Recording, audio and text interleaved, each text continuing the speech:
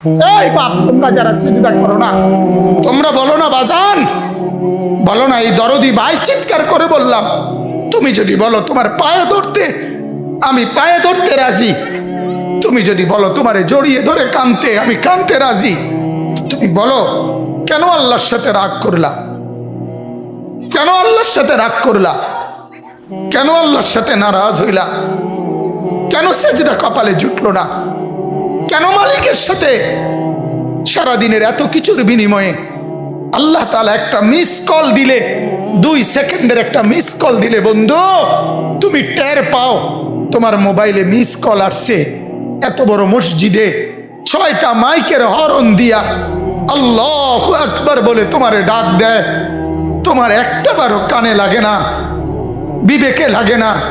তোর মতো শক্ত ডাকাত, তোর মতো পাষাণ বেটার কে হইতে পারে? বেটা কথা বলেন না কেন? তুই ডাকাত, কত বড় ডাকাত। ওয়ায়াউমা তাকুমুস সাআতু ইউবলিসুল মুজরিমুন।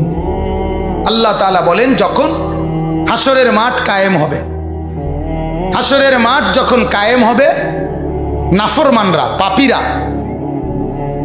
সমস্ত অপরাধীরা হাসরের মাঠের দৃশ্য এক নজর চতুর্দিক দেখার পর, অবস্থাটা উপলব্ধি করার পরই ইউবলিসুল মুজরিমুন, আল্লাহ বলে সব পাপীরা একেবারে ভেবাচেকা, একেবারে এলোমেলো, অস্থির, পেরেশান হয়ে যায়।